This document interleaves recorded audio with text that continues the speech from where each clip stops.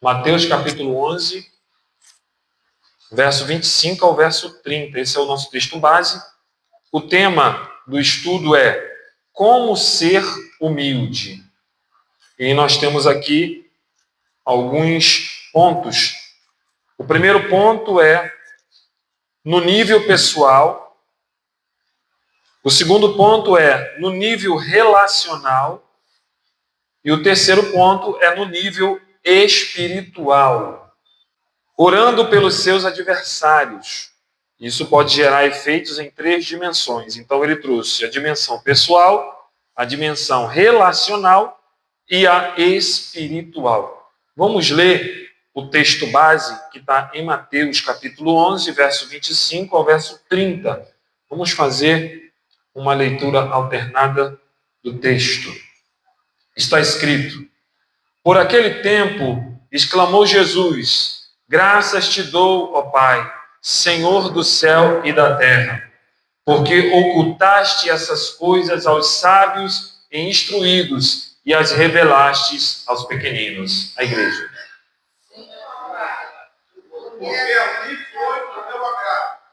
Tudo me foi entregue por meu Pai.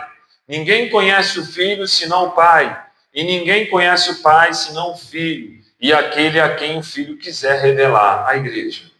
Vinde a mim todos estás cansados e sobrecarregados, e eu cuidarei. Tomai sobre vós o meu jugo, e aprendei de mim, porque sou manso e humilde de coração, e achareis descanso para a vossa alma. No versículo 30, a igreja. Porque o meu jugo é suave e o meu fardo é leve. Irmãos, Jesus ele agradece ao Pai por revelar as verdades do reino aos pequeninos e não aos sábios. Ele afirma ser o único capaz de revelar ao Pai. Jesus convida os cansados e sobrecarregados a irem a Ele para receber alívio, oferecendo um jugo suave e descanso para a alma, destacando a sua humildade e mansidão. Dentro desse contexto, então aqui Jesus ele começa a instruir os seus seguidores, seus discípulos, e ele está dizendo: olha, eu sou o único capaz de revelar o Pai a vocês. E assim como eu revelo o Pai a vocês, por eu ser o Filho, ele está dizendo: aprendam de mim. Então quando Jesus ele fala aprendam de mim, que sou manso e humilde de coração, ele não está falando só para a gente ouvir o que ele tem a ensinar. Ele está dizendo também para nós imitarmos em suas reações. Da mesma forma que ele reagia, nós também devemos reagir. E buscando no contexto sobre como ser humilde, baseado nos ensinos de Jesus, aqui nós vamos abordar o tema em orando pelos seus adversários. E isso pode gerar efeitos em 3 dimensões: no pessoal, relacional e espiritual. Nós vamos então para o primeiro ponto, o nível pessoal, quando você ora pelos seus adversários. Porque, irmãos, verdadeiramente nós temos adversários. Temos pessoas que são contra. Nós temos pessoas que realmente se colocam em uma posição de oposição. E isso está explicitamente aberto na Bíblia, aonde homens de Deus, os próprios salmistas, eles vão avisar, ele vai falar de adversários, de pessoas que queriam o seu mal, pessoas que usavam a sua língua como espada. Então, irmãos, Davi ele é muito franco quando ele revela nos salmos, em seus hinários, esse tipo de conduta. Então, existem pessoas que realmente são adversárias, querem o teu mal, se colocam como oposição, buscam de alguma forma te prejudicar e te atingir de alguma forma. Mas quando isso acontece, um crente que é orientado por Jesus, um cristão que está debaixo dos ensinos de Cristo, que aprendeu de Cristo, ele tem uma conduta diferenciada. Ele deve orar pelos seus adversários. Esse é um dos ensinos centrais do Evangelho. Orar pelos aqueles que vos perseguem, não é verdade? E quando você alcança esse nível, quando você chega a esse grau de maturidade, Irmão, são coisas importantes que acontecem a nós mesmos. Nós vamos ver aqui no primeiro nível, no nível pessoal. Primeiro, transformação interior. A oração ajuda a reduzir sentimentos de raiva, vingança ou ressentimento. Irmãos, isso é muito poderoso. É poderoso. Às vezes não temos disposição nenhuma, às vezes a gente está com raiva da pessoa. Aquela pessoa nos magoou, nos chateou, mas se você tiver essa conduta de orar por essas pessoas que te maltratam, que te perseguem, isso vai acontecer no seu interior. Coisas importantes vão acontecer. Vai acontecer uma transformação. A oração, ela ajuda a reduzir sentimentos de raiva, vingança ou ressentimento. É bom, irmão. Não é fácil orar por quem te persegue. Mas quando você tem essa maturidade de dobrar o joelho e orar por aquela pessoa, e quando eu digo orar por alguém que te persegue, entenda uma coisa, não é para você orar pedindo que Deus mate ela, que Deus faça justiça. Não peça justiça, irmão. Porque fatalmente, quando você pede justiça por alguém que você considera como teu adversário, provavelmente você também vai ser atingido por essa justiça. É complicado isso, mas é verdade.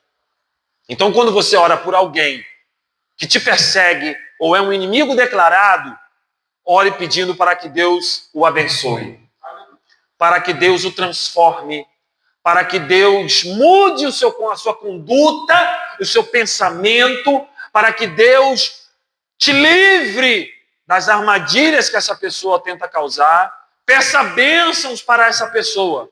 O que vai acontecer no seu interior? Uma transformação. Vai reduzir os sentimentos de raiva, de vingança ou de ressentimento. Irmãos, para alcançar esse nível de maturidade, para orar por quem te persegue, não é fácil, mas é possível. Jesus, ele deixou isso bem claro. E quando ele diz, aprendei de mim, então, irmãos, faça como ele fez. O que ele fez na cruz? Pendurado na cruz, com as mãos furadas, os pés furados, a lateral furada, ele disse o quê? Pai, perdoa-lhes, porque eles não sabem o que fazem. Ele teve a coragem. Estevão teve a capacidade de orar por aqueles que o apedrejavam. Então, quando você ora por alguém que te persegue, quando você ora por seus adversários, essa transformação, ela vai acontecer em você e não no seu adversário. Porque é importante que você amadureça e cresça. Esse é um nível pessoal maravilhoso. Um outro ponto aqui, no nível pessoal, é paz emocional. Ao interceder por quem nos causa dor, você libera do peso da mágoa. Irmãos, isso aqui é muito poderoso. Quando você consegue orar pelos seus adversários, vem a transformação interior e vem também a paz emocional. E ele vai dizer, e a paz eu dou. E eu não dou a paz como o mundo dá. A paz que ele nos dá é a paz que excede todo entendimento. Aleluia. É importante a gente entender que quando temos a capacidade, irmão, de interceder por quem nos causa dor, você libera o peso da mágoa. A mágoa é um peso muito ruim. É muito grande. Eu vi uma ilustração, uma certa feita, em que um professor ele quis fazer um laboratório com seus alunos. E ele fez a seguinte proposta. Olha, nós vamos fazer um experimento aqui. Toda vez que alguém magoar você, você vai pegar uma pedra e vai colocar dentro de um saco, e esse saco vai ficar amarrado ao seu corpo. Toda vez que alguém magoar você, você pega uma pedra e coloca nesse saco. Mas toda vez que você liberar perdão daquela pessoa, você tira uma pedra e você joga fora. Irmãos, os alunos concordaram, começaram o experimento, e o tempo foi passando, os dias foi passando, e a quantidade de pedra só aumentava ao ponto de que aquele saco já estava pesado e as pedras pontiagudas começaram a roçar e a machucar aqueles alunos. E eles começaram, então, a pedir para o professor: professor, não aguentamos mais, vamos cessar esse experimento. A lição que a gente aprende aqui é o quê, irmão? Que perdoar, se livrar do peso da mágoa, só traz benefícios para você. Além de você se tornar uma pessoa mais leve, você não se machuca. Aleluia. Porque é muito fácil você guardar a pedra. Agora, jogar a pedra fora, aí é que é difícil demais. Então, irmãos, quando você tem paz emocional, você intercede por quem nos causa dor, por quem te magoou, e você se libera do peso da mágoa. Outro ponto aqui no nível pessoal é o fortalecimento espiritual. Mostra maturidade e fé, porque exige o quê? Humildade e confiança em algo maior. Irmãos, fortalecimento espiritual. A partir do momento que, quando eu oro pelos meus adversários, eu consigo uma transformação interior porque eu orei por eles. Eu consigo paz emocional porque eu intercedi por eles que me causaram dor. E então, através disso, irmão, eu vou estar cada vez mais fortalecido. Então você vai alcançar, você vai receber um nível de maturidade e fé que exige, irmão, humildade e confiança em quem? Em Deus. Quando você está, irmão, em um grau de humildade, você está em um grau de amadurecimento, você consegue ter um fortalecimento espiritual que vem da parte de Deus. E isso é maravilhoso. Então, irmãos, no nível pessoal, quando oramos pelos nossos adversários, nós temos essa transformação interior, paz emocional e fortalecimento espiritual. Nós vamos agora, então, caminhar para o segundo nível. O segundo nível é o nível relacional. É onde você está na esfera de relacionamento interpessoal. E é o que mais nós temos dificuldade dentro de uma igreja, dentro de 4 paredes. É o relacionamento interpessoal. É onde as comunicações mais têm divergência, aonde mais tem discrepância nos relacionamentos interpessoais dentro de uma igreja. E quando você alcança esse nível de amadurecimento, no nível relacional, a primeira coisa que acontece é mudança de perspectiva. Primeiro ponto aqui, no nível relacional, mudança perspectiva. Você passa a enxergar o adversário como um ser humano e não apenas como um inimigo. E isso é importante, porque, irmão, às vezes a gente fica tão apegado à guerra espiritual, à guerra contra o irmão, que a gente não consegue analisar que do outro lado ele também é um ser humano. Ele também tem falhas, tem defeitos iguaizinhos a você. Ele tem, irmãos, necessidades iguaizinhos a você. E às vezes a gente acaba levando esse nível de rivalidade a um nível tão alto que a gente desconsidera aquela pessoa como um ser humano assim como nós. Sujeito às mesmas paixões, às mesmas concupiscências, aos mesmos defeitos. Então é importante entender que no nível relacional nós precisamos de mudar a nossa perspectiva. Porque quando eu oro pelos meus adversários, a minha perspectiva muda. Eu contei aqui, no outro dia, de um rapaz que, do nada, se levantou contra mim lá na vizinhança. Eu não sou de ficar no portão, eu sou pessoa de passar, dar bom dia, boa tarde, boa noite, pego meu carro, eu vou para a minha igreja, eu vou fazer minhas coisas, eu fico dentro da minha casa.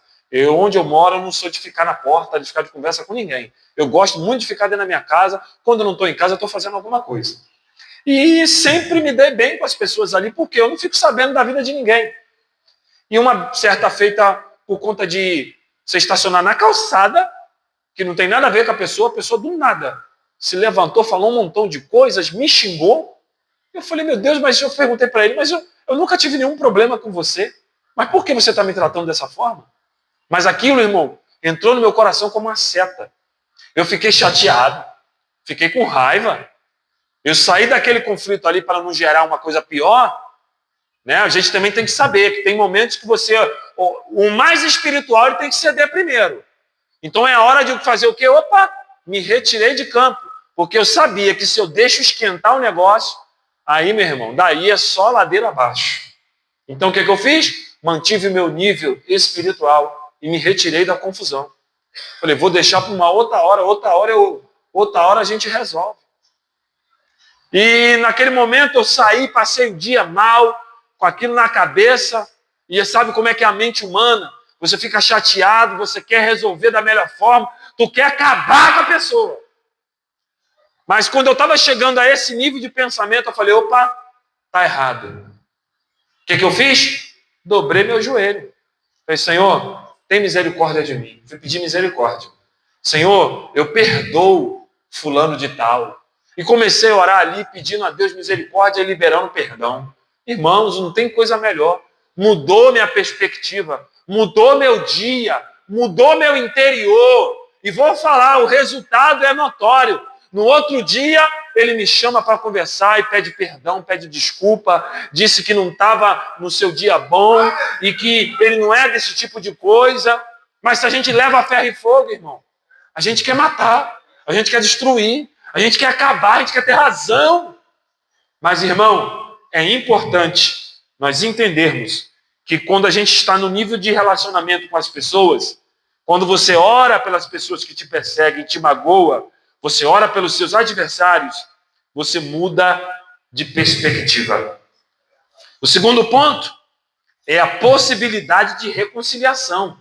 Isso é importante. Mesmo que a outra pessoa não mude, a sua postura pode abrir espaço para diálogo e paz. O problema é que nós vivemos em momentos em que essa geração, a gente encontra pessoas hoje, pessoas muito rancorosas, muito magoadas, muito doloridas, pessoas que, de maneira nenhuma, quer ceder para conseguir ter possibilidade de reconciliação ou de paz. Ah, porque falou um negócio que eu não aceito. Mas quantas vezes você já magoou pessoas por aí e você mesmo já se perdoou, até esqueceu? Porque quem bate esquece, né? Mas quem apanha não esquece, não. É muito fácil, irmão. Quando a gente faz, magoa as pessoas. Mas quando é com a gente, não quero saber não, irmão. Por mim, eu quero ele lá e eu cá. Mas não é isso que Deus quer. Você tem que, irmão, entender. Você tem que abrir essa possibilidade de diálogo. Quando você ora pelas pessoas que te magoam, o que acontece, irmão? Você abre possibilidade de reconciliação. Porque você começa a mudar, a mudança começa em você. E você já começa a estar mais suscetível a ter diálogo com aquela pessoa, que se você der vazão à chateação e à mágoa, o que vai acontecer? Você não vai querer nem olhar na cara da pessoa. Eu conheço crente que, eu não suporto olhar para a cara daquela irmã, eu não suporto olhar para a cara daquele irmão. Como é isso, irmão? Em que nível a pessoa está para poder externar isso? Em que nível que ela está para ela externar esse tipo de sentimento, de pensamento? Não está orando. Isso é um fato. Não está orando. Porque quando você ora pelos seus adversários, você está aprendendo com Jesus como ser humilde. Jesus está dizendo, aprendei de mim que sou manso e humilde de coração. E quando você aprende como perdoar e como orar por aqueles que te perseguem, você muda, você abre possibilidade de reconciliação. Uma hora outra pessoa vai falar, a paz do Senhor, e aí você vai, daqui a pouco você começa a mudar a perspectiva da pessoa, e aquela raiva, aquele ranço, vai acabar. E tem que acabar em nome de Jesus. Outro ponto aqui, sobre o nível relacional, quebra ciclos de hostilidades. Porque é um ciclo que se perpetua. É um ciclo vicioso. Quando a pessoa ela não consegue orar pelos seus perseguidores, quando ela não tem o hábito de buscar na oração esse alívio do fardo, ela não consegue quebrar o ciclo de hostilidade. Ao responder com oração em vez de ódio, você interrompe a lógica da retaliação. A quebra do ciclo de hostilidade é você conseguir, irmão, ter a capacidade de orar pelaquela pessoa que te magoou, e você, irmão, automaticamente não vai ficar buscando motivações e oportunidades para retaliar. Tem pessoas dentro da igreja que está chateada com outras pessoas e que busca meios de retaliação. Mesmo que seja através de palavras ou de manipulação de outras pessoas para conseguir alcançar o seu objetivo, que é atingir aquela pessoa. Quando você tem o hábito de orar pelos seus perseguidores, o que acontece? Você quebra esse ciclo de hostilidade. Quando você consegue orar pelos seus adversários, esse ciclo de retaliação é quebrado. E você não vai buscar modos, motivos, circunstâncias para poder se vingar. Porque eu vou falar uma coisa aqui, guarda isso no teu coração.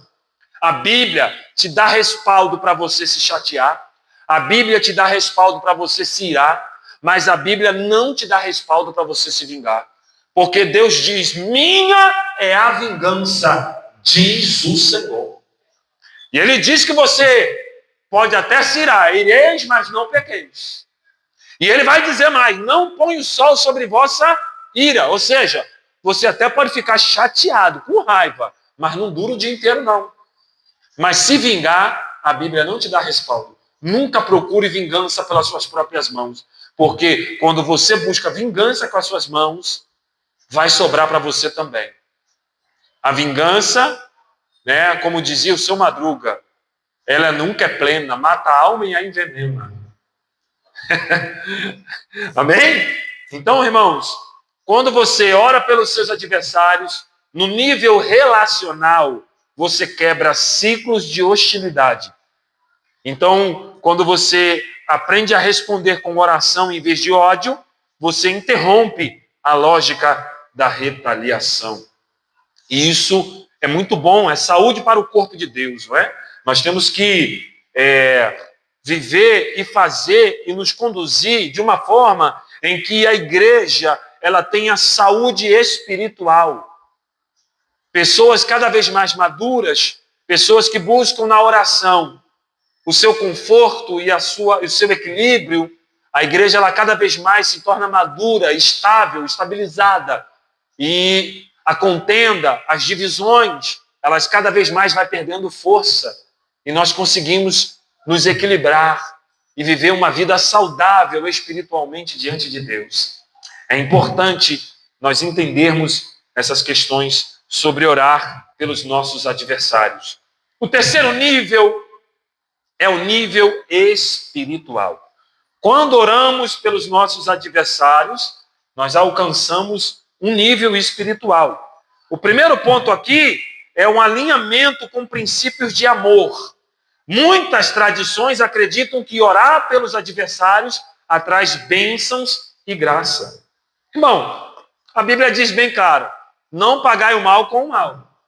Então, se nós vivemos na lei da semeadura, aquilo que eu planto, eu vou colher.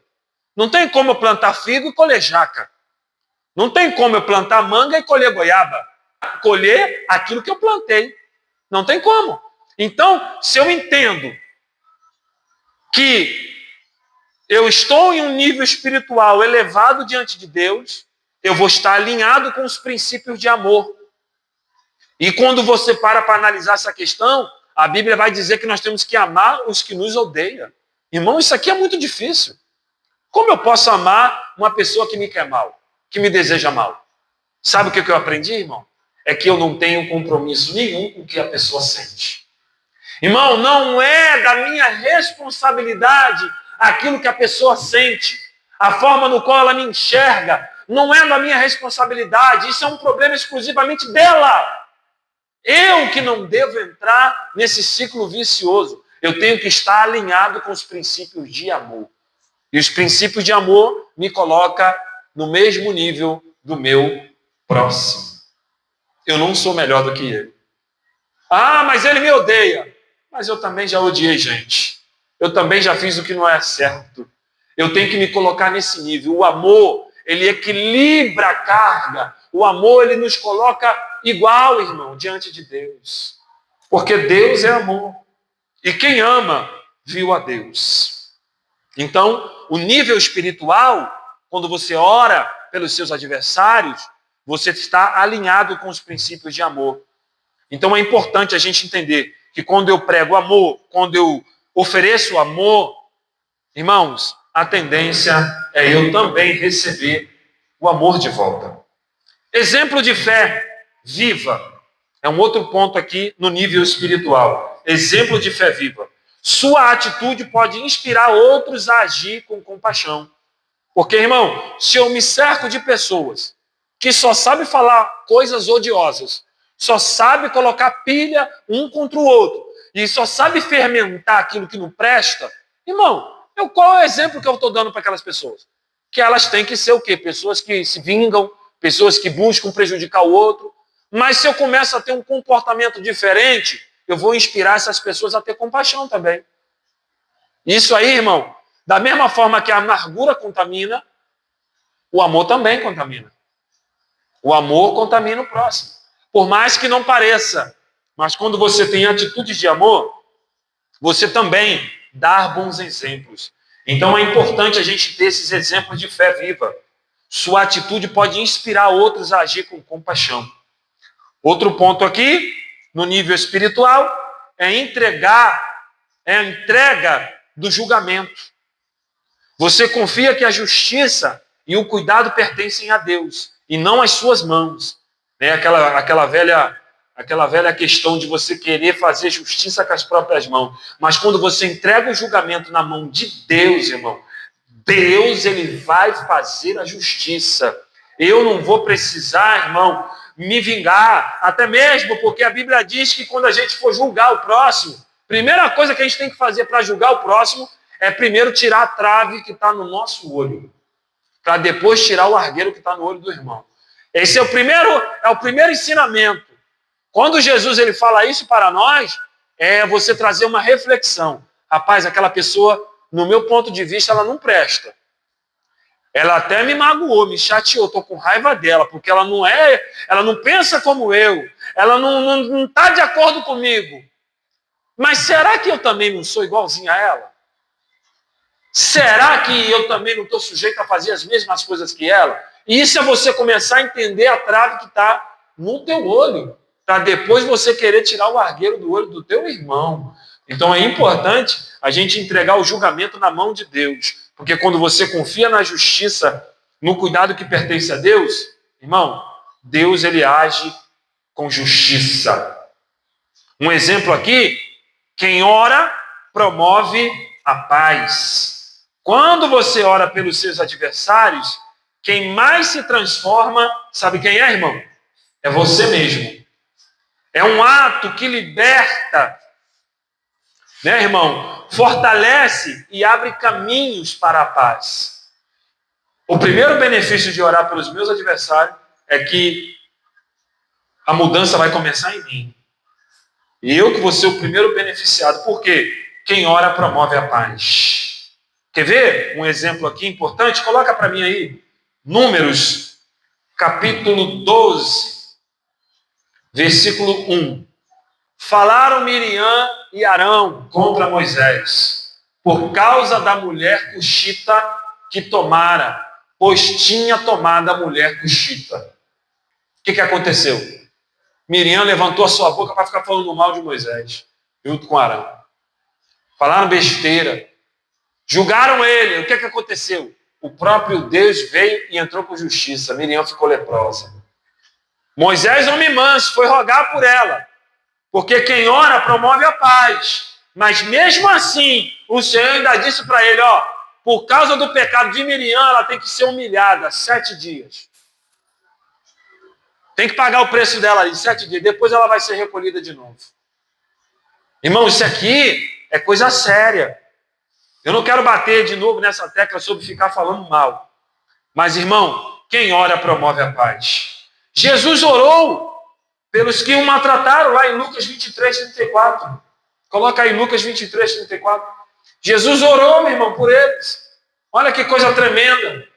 Contudo, Jesus dizia: Pai, perdoa-lhes porque não sabem o que fazem. Então repartiram as suas vestes dele e lançaram sorte. Os soberbos, irmãos, se unem contra os humildes. Em Lucas 23, versículo 12, coloca o versículo 12. Lucas 23, 12. Naquele mesmo dia, Herodes e Pilatos se conciliaram, pois antes viviam inimizades um com o outro. Ou seja, quando você, irmão, está andando na humildade, os soberbos que são inimigos muitas vezes se unem. Porque você é o ponto de convergência. Eles se unem para tentar te prejudicar. Mas o Senhor, Ele promove a paz, Ele promove a justiça para quem ora pelos seus adversários. Eu já dei o exemplo de Estevão aqui, lá em Atos 7, versículo 60. Ele está orando da mesma forma: perdoa, Senhor. Ele não sabe o que faz. Jó orou pelos seus amigos que lhe julgaram injustamente, irmão. Irmão, tem N exemplos. Quem ora, promove a paz. O primeiro ponto aqui, para a gente estar terminando agora, o resultado por orar pelos inimigos. Tem um resultado. A gente vai caminhar para o final agora. Primeiro, tem a libertação emocional. Orar por quem nos ofende ajuda a libertar o coração da raiva e do rancor. Meu Deus. Coloca aí, Salmo 147, versículo 3. Salmo 147, versículo 3. Olha o que está escrito. Sara-os de coração quebrantado e lhes pesa as feridas. Irmão, receba a cura. Coloca o Salmo 34, versículo 17. Olha o que está escrito. Libertação emocional. Olha lá. Clamam os justos e o Senhor os escuta e os livra de todas as suas tribulações. Coloca o versículo 18. Perto está o Senhor dos que têm o coração quebrantado e salva os do espírito oprimido. O Senhor sempre vai trazer libertação emocional para aqueles que oram pelos seus adversários. Segundo ponto, vencer o mal com o bem. Isso aqui é o mais difícil. A prática da busca, transformar o conflito através de benevolência, em vez de retaliação. Mateus 5, verso 44 e verso 45. Olha só o que está escrito. Eu, porém, vos digo, amai os vossos inimigos e orai pelos que vos perseguem, para que vos torneis filhos do vosso Pai Celeste, porque Ele faz nascer o seu sol sobre os maus e os bons, e vir chuvas sobre os justos e injustos. Que coisa linda, irmão. Quando você faz isso, você mostra a filiação que você tem para com Deus. Você realmente mostra de quem você é filho. A filiação está aí.